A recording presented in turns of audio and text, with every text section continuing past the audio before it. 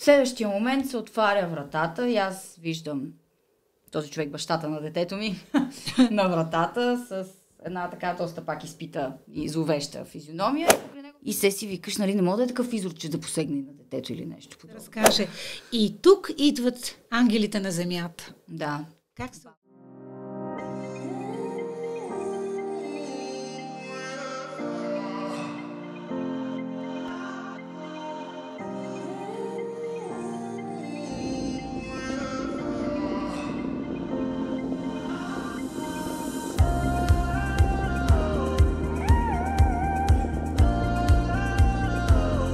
Намираме се в родилното. Аз бях в една стая с още, може би, 4 жени, които, понеже имаше двор, първа Агетина Киркова и там можеш да си излезеш, да си се видиш с роднини, докато бебето му правят туалет или ако в часовете. Имат часове за свиждане, но те са навън, в крайна сметка. Аз обаче си бях с детето в стаята, защото не съм... Така се случило в този ден, си бяхме в стаята. Бяха ми го докарали, точно гушкахме се нещо. И в следващия момент се отваря вратата и аз виждам този човек, бащата на детето ми, на вратата с една така доста пак изпита и зловеща физиономия и покрай него минава една санитарка, нали, момче, ти какво правиш тук? Нямаш право, нали, да си тук, така му обясни.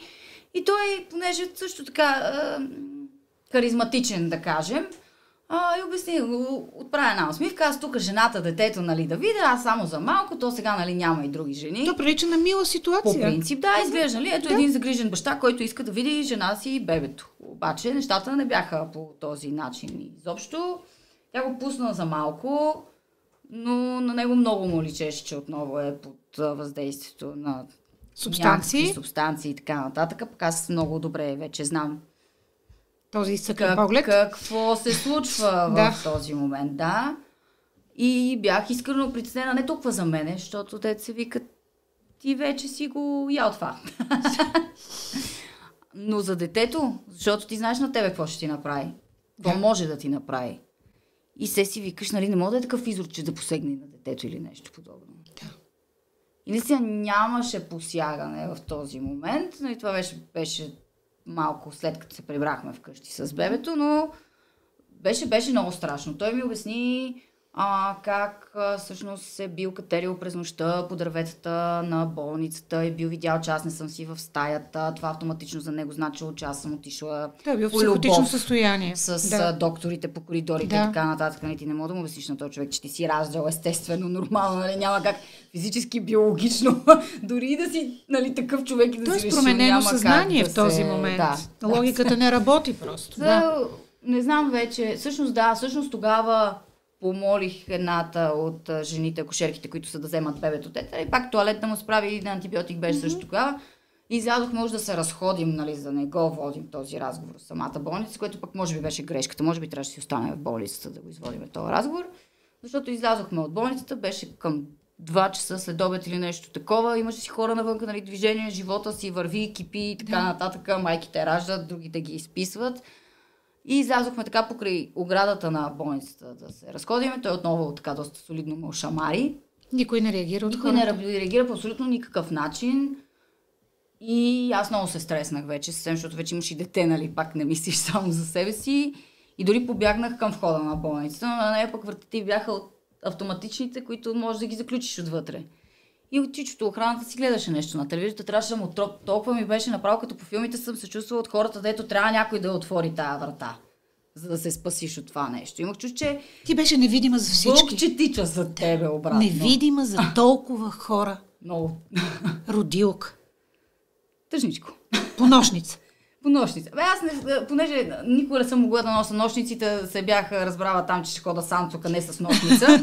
Те ми викаха с вашето цивилно облекло тук. Ето какво се случи. За това се спазват правилата. За това си кой по нощница. Да, точно така, за да могат да те пуснат. Ти разбра какви ще са размерите на бедствието, но въпреки всичко се върна с бебето там. Винаги съм давала много шансове. Винаги съм смятала, че пак може би от някакъв срам, че не можеш да си признаеш, че ти не си направил правилния избор.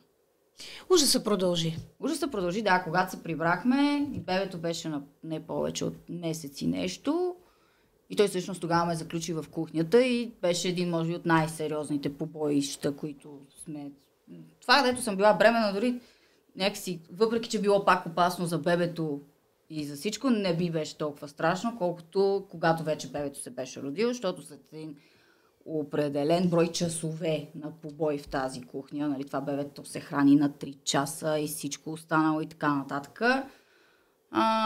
Той отключи вратата, погледна ме и ми каза, тебе за кого те страх повече, за теб или за детето? И аз не знам как магически съм минала. Осъзна какво ще се случи. Просто си представих всички възможни неща. Това е инстинкта на майка. И в този адреналин съм се изстреляла покрай него, защото той тръгна към стаята, в която спи детето. Съм се изстреляла покрай него, някакси преди него вече съм била там. И го бях взела бебето и сме седнали на леглото. И той отново ме насипва нещо и хейтва и така с всичката жлъч, дето може да се излее. И в един момент ме натисна, аз съм го гушнала бебето така, и той съм седнала на леглото, понеже така ми е препречил път. Нямам на къде да отида и съм седнала. И той също ме натисна мен върху бебето.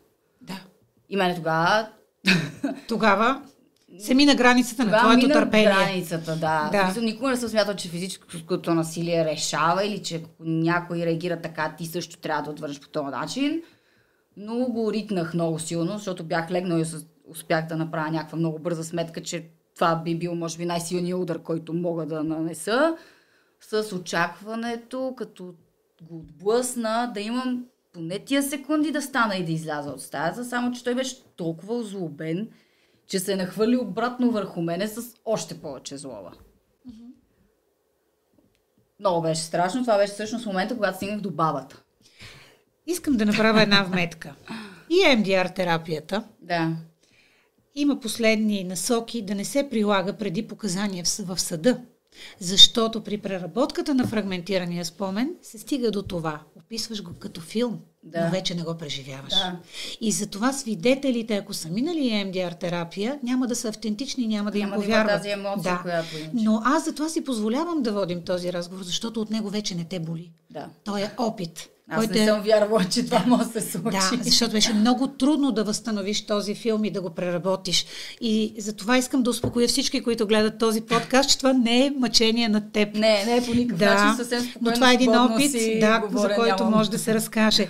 И тук идват ангелите на земята. Да. Как са?